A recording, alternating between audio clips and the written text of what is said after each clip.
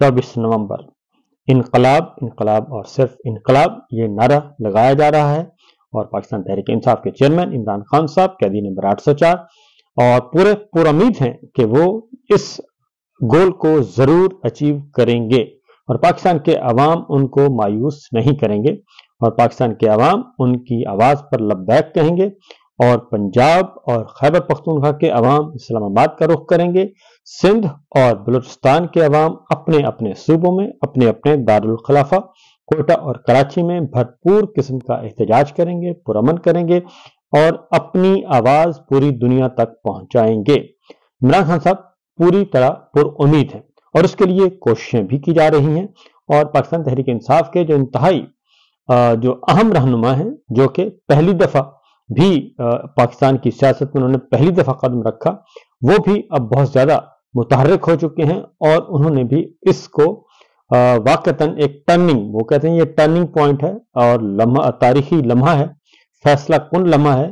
اگر اب بھی ہم نہ نکلے تو پھر پاکستان میں مستقل فسطائیت اور غیر آئینی سلسلہ جو ہے وہ جاری و ساری رہے گا اور پھر کوئی بچ نہیں سکے گا، کیونکہ اس وقت غیر آئینی، غیر قانونی، غیر جمہوری اور ناانصافی پر مبنی ایک ایسا معاشرہ تشکیل دینے کی کوشش کی جا رہی ہے، اس کی طرف تیز رفتاری سے بڑھا جا رہا ہے۔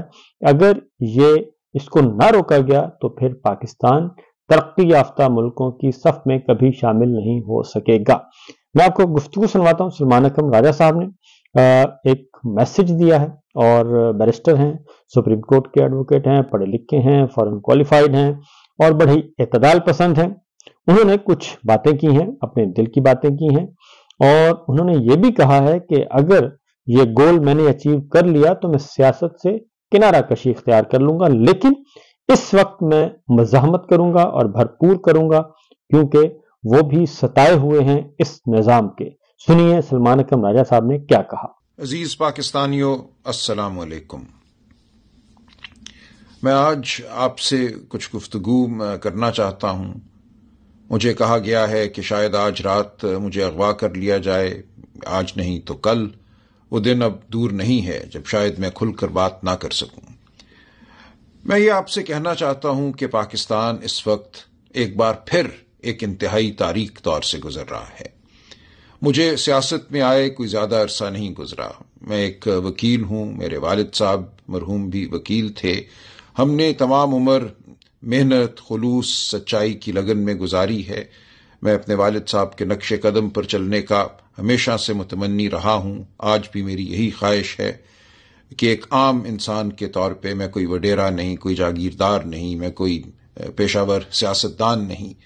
میں سیاست میں صرف اس لیے آیا ہوں کہ ان اقدار کی پیروی کر سکوں، ان اقدار کو مضبوط کر سکوں وطن عزیز میں جن کے لیے میرے والد نے اپنی زندگی بسر کی اور جن کے لیے میں اپنی زندگی وقف کرنا چاہتا ہوں۔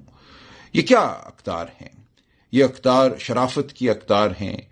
یہ وہ قدر ہے جو کہتی ہے کہ ہر انسان کا احترام کرو، چادر کا، چار دیواری کا احترام کرو، قانون کا احترام کرو، سچائی کا احترام کرو۔ آج مجھے یہ نظر آتا ہے کہ اس ملک میں ایک ایسا نظام حکومت قائم ہے جو صرف دھونس پر قائم ہے، جو جھوٹ پر قائم ہے، جو فریب پر قائم ہے۔ میں سیاست میں صرف اس لیے آیا کہ میں اس دھونس، اس جھوٹ، اس فریب کی مزاحمت کر سکوں۔ میرے سامنے یہ بات ایک بار پھر کھل کر سامنے آئی 8 فروری کی رات، 9 فروری کی رات، جب الیکشن کے بعد ہم نے دیکھا، میں خود ایک امیدوار تھا، 1 لاکھ ووٹ سے میں کہتا ہوں میں الیکشن جیتا۔ میرے سامنے الیکشن کے رزلٹ کو تبدیل کیا گیا۔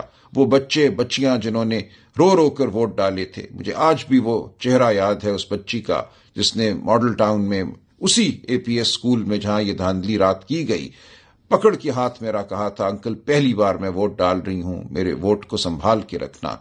ہم اس ووٹ کو نہیں سنبھال سکے کیونکہ ہم سے چھین لی گئی وہ امانت جو ہمیں قوم نے دی تھی۔ اس کے بعد ایک دور پیدا ہوا جھوٹ اور فریب کا کہ اس رات کا جو عذاب تھا، جو جھوٹ تھا، اس کو دبانے کے لیے مزید جھوٹ گھڑے گئے، ہم پہ مقدمے بنائے گئے، بے شمار جھوٹے مقدمے بنے، صرف عمران خان صاحب پہ نہیں، ہزاروں لوگوں پر جن کو اٹھایا گیا، مارا پیٹا گیا، جن کی عزتیں پامال کی گئیں، اور یہ عمل آج بھی جاری ہے۔ اسی لیے میں آج بھی سیاست میں ہوں۔ جس دن یہ عمل ختم ہو گیا اور مجھے یقین ہو گیا کہ پاکستان میں شرافت کا دورہ ہے، پاکستان میں قانون ہے، میرا سیاست سے کوئی تعلق نہیں رہے گا۔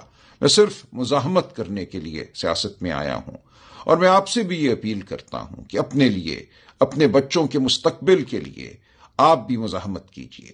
آج اس ملک میں کوئی فیکٹری لگانے کو تیار نہیں ہے، کوئی انویسٹمنٹ کرنے کو تیار نہیں ہے، غیر ملکی تو کیا کوئی پاکستانی کیوں یہ کرے گا، جب انہیں پتا ہے کہ اس ملک میں صرف دھونس جو ہے وہی قانون ہے، کوئی شرافت باقی نہیں رہی، کوئی کرینہ نہیں ہے جس کے تحت زندگی گزاری جا سکے۔ ہر شخص جو ہے وہ ایک طرح سے ایک رکاوٹ ہے اقتدار والوں کے راستے میں۔ اگر میں آواز بلند کروں گا تو میری آواز کو چھین لیا جائے گا، اگر میں اپنی ٹانگوں پہ گھر سے باہر نکلوں گا تو میری ٹانگوں کو توڑ دیا جائے گا۔ آج یہ نظام ہے اس ملک میں۔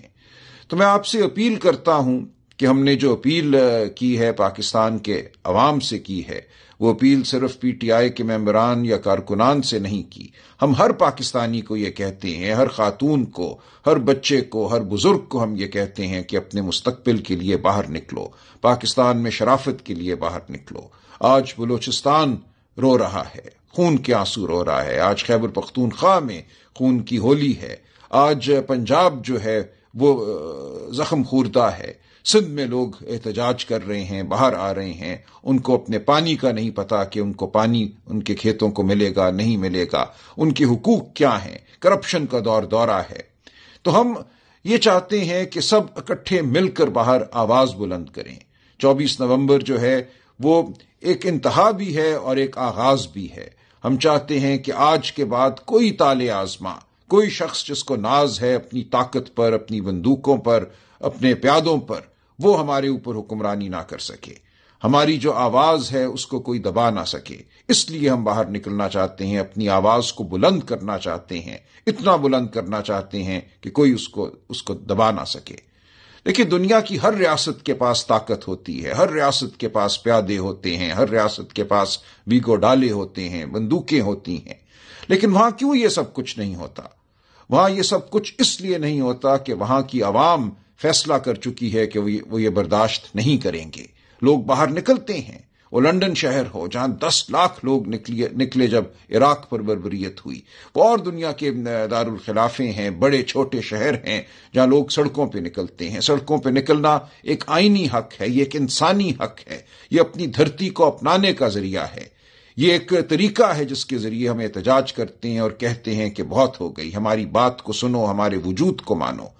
تو میں آپ سے درخواست کرتا ہوں کہ آپ وہ قدم اٹھائیے جو میں سمجھتا ہوں اب ہم سب پر واجب ہے۔ اپنے گھروں سے نکلیے، ہم سب کے گھر ہمیں عزیز ہیں، ہم سب کی آسان زندگیاں ہمیں عزیز ہیں، لیکن ہر ایک کی زندگی اس ملک میں آسان نہیں ہے۔ اس بربریت کی وجہ سے اس ملک میں بہت غربت ہے، اس ملک میں بچوں کو تعلیم نہیں ملتی، 40% بچے 15-16 سال کی عمر کے کسی اسکول میں نہیں جاتے، اس ملک کے ہسپتالوں میں شفا نہیں ملتی، اس ملک میں آگے بڑھ کر اگر کوئی نوکری کرنا چاہتا ہے باعزت تو اس کو نوکری نہیں ملتی، ڈگری تھامے لوگ سال ہا سال گزار دیتے ہیں، باہر جانے کی تمنا میں زندگیاں بسر کرتے ہیں۔ تو ہم نے اس ملک کو اگر ایک ایسا ملک بنانا ہے جو احترام آدمیت، احترام انسانیت پر مبنی ہو، جس کے حوالے سے ہم فخر کر سکیں، ہم دنیا کو بتا سکیں کہ ہمارا ملک ایک شریف ملک ہے، ہم ایک ایسے معاشرے کے رہنے والے ہیں، فرد ہیں جہاں انسان کی عزت ہے، تکریم ہے، جہاں تعلیم کو، صحت کو بنیادی حق سمجھا جاتا ہے اور دیا جاتا ہے، تو ہمیں آواز بلند کرنا ہوگی، ہمیں باہر نکلنا ہوگا، ہمیں احتجاج کرنا ہوگا، ورنہ ہمیں چن چن کر ختم کر دیا جائے گا۔ آج میں اغوا ہوں گا، کل کوئی اور اغوا ہو جائے گا، باقی لوگ ڈر جائیں گے، سہم جائیں گے، یہ ملک ایک قبرستان بن جائے گا۔ ہم نے اس ملک کو قبرستان نہیں بننے دینا، یہ ایک نخلستان ہے، یہ ایک خوبصورت گلستان ہے اور ہم نے اس کو گلستان کے طور پہ آگے بڑھانا ہے۔ اس ملک سے ہم نے نفرت ختم کرنی ہے، ہم نے انتشار ختم کرنا ہے۔ ہم چاہتے ہیں کہ ہم سب پاکستانی رنگ، نسل، مذہب، صنف کی تفریق سے بالا تر ہو کر اچھی زندگیاں گزاریں، سچی زندگیاں گزاریں، محنت کر سکیں، اپنے مستقبل کو سنوار سکیں۔ تو میرا ساتھ دیجئے ان سب کا ساتھ دیجیے جو 24 نومبر کو اپنے گھروں سے باہر نکلیں گے، بہت پرامن طریقے سے، پرشکوہ طریقے سے باہر نکلیں گے۔ ہم کوئی دنگا فساد نہیں کرنا چاہتے، ہم بڑے منظم طریقے سے اپنی آواز بلند کرنا چاہتے ہیں۔ ہمارا ساتھ دیجیے، اپنی نسلوں کا ساتھ دیجیے، اپنا ساتھ دیجیے۔ بہت شکریہ۔